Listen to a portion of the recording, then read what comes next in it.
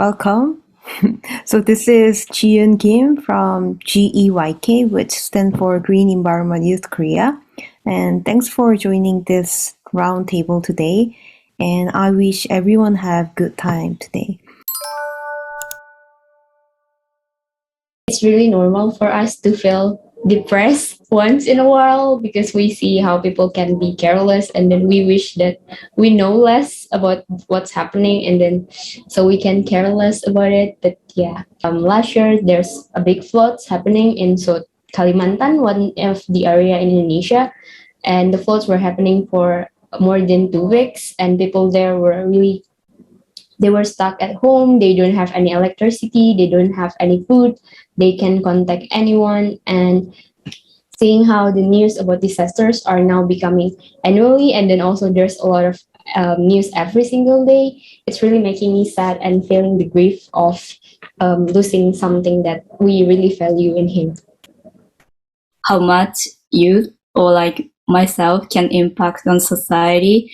Like, luckily, we sometimes have opportunity like talking with like Ministry of Environment or like COP26 or those like discussion table with those like decision makers.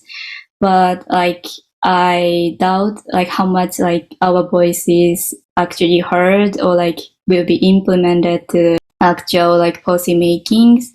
Sometimes feels like I'm useless. I want to neglect the fact and just being like other. I want to use a lot of plastic and just don't care about like what I'm doing. But after I'm knowing this all situations, I couldn't neglect, and it actually constrained my lifestyle. So sometimes I feel blue. Yeah. Maybe when it comes to kids, people will care a lot about their health.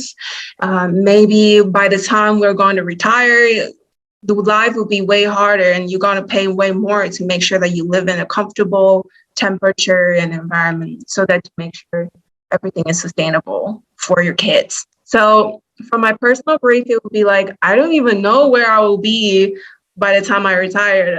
I don't know how to make sure my kids will have a good life, or maybe the life will be even harder.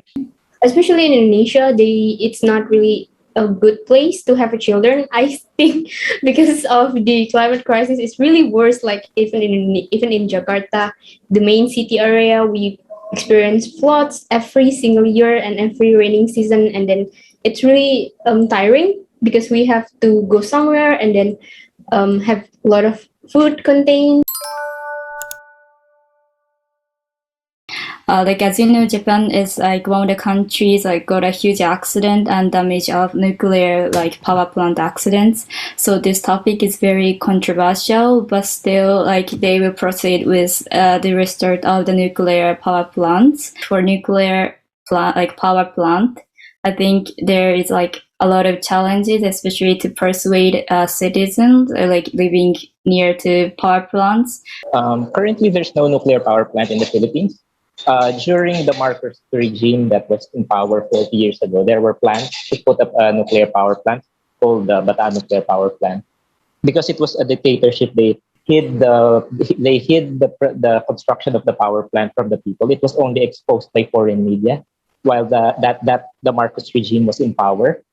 And then there was a huge clamor of people against that nuclear power plant even before it was open. And on the year that it was supposed to be opened, the 3 Mile Island disaster happened, so it was mothballed, where it still is constructed, but it has not run power ever since.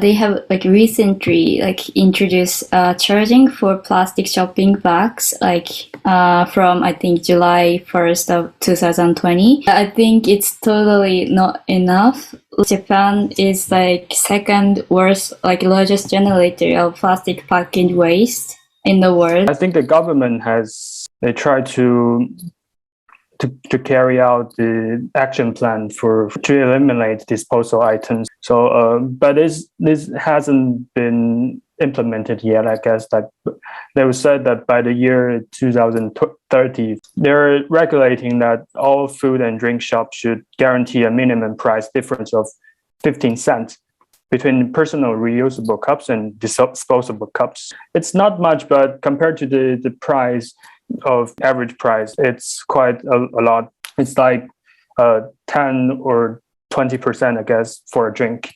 But it's hard to regulate the traditional markets. I remember that Kohana is saying like Japan is far behind, but I'm pretty sure that Indonesia is nowhere to be found because of the culture. Like in Indonesia, we don't have recycling management because the waste management is not really useful. So as for the government national regulations, they were planning to have the single-use plastic ban, but it's going to be happen in 2030, which is 8 years from now, and then it's still so far behind. And then, but yeah. The country is currently the top country where it is most dangerous to be an environmental activist. I try to be strategically optimistic about things, meaning that we try to act in such a way that we respond to the more existential threat of climate change, but at the same time work on issues and advocacy where we see a realizable changes in the present. I think in the past we have organized a lot of like strikes and events, speeches, but we're not thinking of having some more creative projects such as like this. We try to connect climate, like future scenarios, with a sci-fi narrative. It's not just people who already have very scientific training and educational background, or also some people who have like interest in literature or something else. They would try to join our action. According to the report, like Asia continent will be the most affected by the climate change. So I think even though we are having different situation and different background, that's why we have to collaborate and like we have to gather together.